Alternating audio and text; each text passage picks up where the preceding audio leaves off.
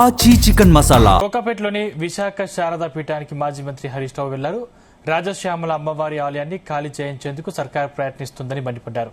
ఈ ఆలయానికి గత బీఆర్ఎస్ ప్రభుత్వం ఆలయ నిర్మాణానికి 2 ఎకరాల స్థలం కేటాయించారు. ఇప్పుడు ఆ స్థలాన్ని రేవంత్ సర్కార్ ఖాళీ చేయించేందుకు యత్నిస్తోందని హరీష్ రావు ఆగ్రహం వ్యక్తం చేశారు. ఇప్పటికే ఆలయానికి భారీగా పోలీసులు, రెవెన్యూ అధికారులు చేరుకున్నారు. దేవాలయాలపై కాంగ్రెస్ ప్రభుత్వం కక్ష సాధింపు చర్యలకు దిగుతోందన్నారు హరీష్ రావు.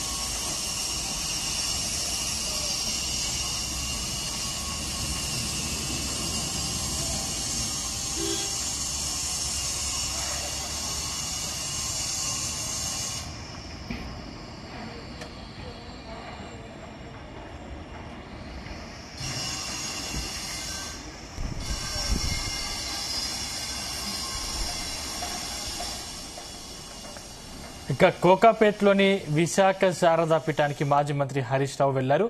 రాజశ్యామల అమ్మవారి ఆలయాన్ని ఖాళీ చేయించేందుకు సర్కారు ప్రయత్నిస్తోందని మండిపడ్డారు. ఈ ఆలయానికి గత బీఆర్ఎస్ ప్రభుత్వం ఆలయ నిర్మాణానికి 2 ఎకరాల స్థలం కేటాయించారు. ఇప్పుడు ఆ స్థలాన్ని రేవంత్ సర్కార్ ఖాళీ చేయించేందుకు యత్నిస్తోందని హరీష్ రావు ఆగ్రహం వ్యక్తం చేశారు. ఇప్పటికే ఆలయానికి భారీగా పోలీసులు, రెవెన్యూ అధికారులు చేరుకున్నారు. దేవాలయాలపై కాంగ్రెస్ ప్రభుత్వం కక్ష సాధింపు చర్యలకు దిగుతోందన్నారు హరీష్ రావు. రైట్, ఇదే అంశానికి సంబంధించిన మరిన్ని పూర్తి డీటెయిల్స్ మా చీఫ్ న్యూస్ కోఆర్డినేటర్ రాధాకృష్ణ అందిస్తారు. రాధాకృష్ణ, రైట్ రైట్ ఇదే అంశానికి సంబంధించిన మరింత పూర్తి సమాచారం మా బ్యూరో చీఫ్ నరేందర్ అందిస్తారు. నరేందర్,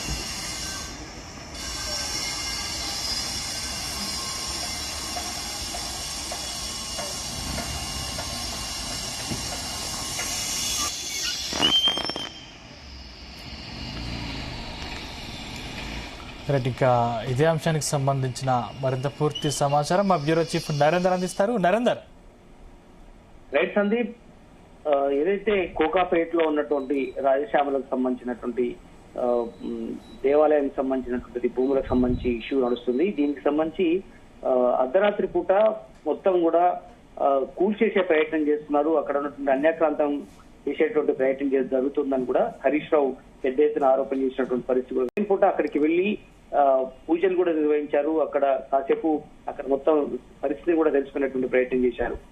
విశాఖ శారదా పీఠం రాజశ్యామల ఆలయాన్ని కూల్చేసేటువంటి కుట్ర రేవంత్ రెడ్డి చేస్తున్నారు. పోలీసులు, రెవెన్యూ అధికారులు భయాందోళనకు గురి చేస్తున్నారు. కొంతకాలంగానే కూడా హరీష్ రావు ఆరోపణ చేస్తున్నటువంటి పరిస్థితి ఉంది. కేసీఆర్ ఆనవాళ్లు చెరపడం అంటే గుళ్ళు గోపురాలు కూర్చడమేనా అంటూ కూడా హరీష్ రావు ఈ సందర్భంగా ఆరోపణ చేసినటువంటి పరిస్థితి కూడా ఉంది. ఎందుకంటే ఆనాడు అన్ని రకాల అనుమతులతోటే ఈ పర్మిషన్ పొందినటువంటి పరిస్థితి ఉంది. 2019లో కేసీఆర్ ముఖ్యమంత్రిగా ఉన్న టైంలో కోకపేట సర్వే నెంబర్ 240లో విశాఖ శారదా పీఠాధిపతి సంబంధించిన దానికి పీఠానికి చట్టబద్ధంగా కేబినెట్ ఆమోదంతో 2 ఎకరాల స్థలాన్ని కూడా కేటాయించామని కూడా హరీష్ రావు చెప్పారు.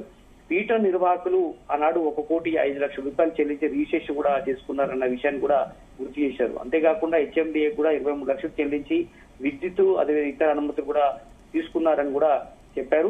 కనుక ఈ అమ్మవారి దేవాలయం, గోశాల, నిత్యాన్నదాన సత్రం, వేద పాఠశాల నిర్మించబోతున్నట్టు నేపథ్యంలో దీనికి హైకోర్టు న్యాయమూర్తులు గానీ అధికారుల సమక్షంలో పెద్దల స్వామీజీ చేతుల మీద ప్రతిష్ట కార్యక్రమం జరిగినటువంటి విషయాన్ని కూడా గుర్తు చేశారు. మొత్తానికి శారదా పీఠం కింద 16 దేవాలయాలు, లక్షలాది మంది భక్తులు ఉంటారు. కనుక ఇలాంటి పరిస్థితుల్లో దాన్ని కూల్చివేసేటువంటి ప్రయత్నంలో జరుగుతుంది. హైదరాబాద్ లో హైడ్రా పేరుతో పేదల ఇల్లు కూల్చుతున్నారు. ఖమ్మంలో ఇల్లు కూల్చి 800 మంది రోడ్డున పడేశారు. ప్రస్తుతం ఇప్పుడు రాజశ్యామల దేవాలయాన్ని కూడా కూల్చేటువంటి ప్రయత్నం జరుగుతోంది. కనుక దీన్ని ఇమీడియట్లీ దాన్ని ఆపాల్సిన అవసరం ఉందని కూడా చెప్పేటువంటి ప్రయత్నం చేస్తున్నారు. ఎందుకంటే ఇది కేవలం ఒక్కర బుద్ధితో ఇదంతా జరుగుతుంది. కనీసం నోటీసులు ఇవ్వకుండా నిన్న రాత్రి 11:30కు వందలాది మంది పోలీసులు ఎంఆర్ఓలు వచ్చి ఆలయం వద్ద పీఠాధిపతి నిర్వాహకులను భ్రమపంతులకు గురి చేస్తున్నారని కూడా ఈ సందర్భంగా చెప్తున్నటువంటి పరిస్థితి ఉంది. కేబినెట్ లో నిర్ణయం తీసుకునే ముందు పీఠాధిపతులతో మాట్లాడే కనీస సంస్కారం ఈ ప్రభుత్వానికి లేదా అని కూడా ఈ సందర్భంగా చెప్పారు. దొంగల దాక్కోవాల్సిన అవసరం పోలీసులకు ఏమొచ్చింది? ఉదయం స్వాములు పూజలు చేస్తుంటే పోలీసులు అడ్డుకున్నారు. దేవాలయంలో ఏళ్ల తరబడి జరుగుతున్నటువంటి పూజలను ఆపే హక్కు ధైర్యం రేవంత్ రెడ్డికి ఎవరిచ్చారంటూ కూడా హరీష్ రావు ఆరోపణ చేసినటువంటి పరిస్థితి ఉంది. ఎందుకంటే కేసీఆర్ ఆనవాళ్ళు లేకుండా చెరిపేసేటువంటి దమ్ముంటే కేసీఆర్ కిట్ గానీ ఫీజు రియంబర్స్మెంట్ గానీ ఇవన్నీ ఎందుకు ఇవ్వట్లేదని కూడా చెప్పేటువంటి ప్రయత్నం చేశారు. కనుక ఈ దేవాలయ పరిరక్షణ కోసం బీఆర్ఎస్ పార్టీ భక్తులతో కలిసి పెద్ద ఎత్తున ఆందోళన చేస్తారు అని కూడా ఈ సందర్భంగా ఘాటుగానే స్పందించినటువంటి పరిస్థితి ఉంది. కనుక బీఆర్ఎస్ ప్రభుత్వం ఇచ్చినటువంటి భూమిని కాపాడుకునే బాధ్యత మాపైనే ఉంది. ఎంత దూరమైనా పోరాడతాం తప్ప రాయలసీమల ఆలయాన్ని కూల్చనివ్వమని కూడా ఆరోపణ చేసినటువంటి పరిస్థితి మనకు కనిపిస్తుంది. బట్ ఏదైనప్పుడు కూడా ఇది గడిచిన కొంతకాలంగా జరుగుతున్నటువంటి ఈ రాయలసీమల మందిరానికి సంబంధించినటువంటి ఇష్యూ తీవ్ర స్థాయికి చేరింది. మార్నింగ్ హరీష్ రావు వెళ్లి దాన్ని చూసి రావడం, ఆ ప్రస్తుతం పరిస్థితిని గమనించినటువంటి నేపథ్యంలో కనుక 2 ఎకరాల స్థలం కేటాయింపుకు సంబంధించినటువంటి ఇష్యూ తో రెవెన్యూ పోలీస్ అధికారులు అక్కడ ఉద్రిక్తత చేసినటువంటి పరిస్థితి మనకు కనిపిస్తుంది. దాదాపు ఈ 2 ఎకరాల స్థలంలో జరుగుతున్నటువంటి కోట్ల రూపాయల విలువైనటువంటి ల్యాండ్ కావడం, అదే సమయంలో గతంలో కేబినెట్ ఆమోదంతో ఇచ్చినటువంటి నేపథ్యంలో కూడా ఇప్పుడు రూల్స్ బ్రేక్ చేసి ఇదంతా చేస్తున్నారన్నటువంటి ఆరోపణ చేస్తున్నారు ప్రతిపక్షాలు. బట్ చూడాలి, కోకపేటలోని విశాఖ శారద పీఠానికి సంబంధించినటువంటి ఈ రాయలసీమల అమ్మవారి ఆలయాన్ని ఖాళీ చేయించేటువంటి సర్కారు ప్రయత్నం అనేది ఖచ్చితంగా విరమించుకోవాల్సిన అవసరం ఉందని కూడా చెప్పే ప్రయత్నం చేస్తున్నారు. బట్ చూడాలి, దీని మీద దాదాపు నిన్న మొన్న వరుసగా కూడా పోలీసుల పహారా ఉండడం, భయభ్రాంతులకు గురి చేసేలాగా అక్కడ వచ్చేటువంటి భక్తులకు ఇబ్బంది కలిగేలాగా చేస్తున్నటువంటి నేపథ్యం ఉన్న ఖచ్చితంగా దాన్ని వెంటనే విత్డ్రా చేసుకోవాల్సిన అవసరం ఉంది. ఖచ్చితంగా చర్చలు జరపాల్సిన అవసరం ఉందని కూడా అటు బీఆర్ఎస్ గానీ ఇతర పార్టీలు కూడా మండిపడుతున్నటువంటి నేపథ్యం అయితే ఉంది. వెంటనే అక్కడి నుంచి పోలీసులు వైదొలగాల్సిన అవసరం ఉందని కూడా హరీష్ రావు డిమాండ్ అయితే చేస్తున్నారు. నరేంద్ర, అయితే పోలీసులు రెవెన్యూ అధికారులు చేరుకున్న నేపథ్యంలో అక్కడ ఘర్షణ వాతావరణం ఏర్పడే అవకాశం ఉందా? ఖచ్చితంగా, ఎందుకంటే పోలీసులు అక్కడ ఉన్నటువంటి దాన్ని కంట్రోల్ చేసేటువంటి బాధ్యత కోసం అక్కడికి వెళ్లారు. రెవెన్యూ సిబ్బంది కూడా అక్కడ దాన్ని మొత్తం కూడా బార్డర్ గానీ అక్కడ ఉన్న 2 ఎకరాలకు సంబంధించినటువంటి ల్యాండ్ గానీ ఇదంతా కూడా గతంలో బీఆర్ఎస్ పార్టీ ఇచ్చినటువంటి ల్యాండ్ కాబట్టి, ప్రభుత్వంలో ఇచ్చినటువంటి ల్యాండ్ కాబట్టి దాన్ని రూల్స్ విరుద్ధంగా ఉంది అన్నటువంటిది ఈ ప్రభుత్వం చెప్తూ వస్తుంది.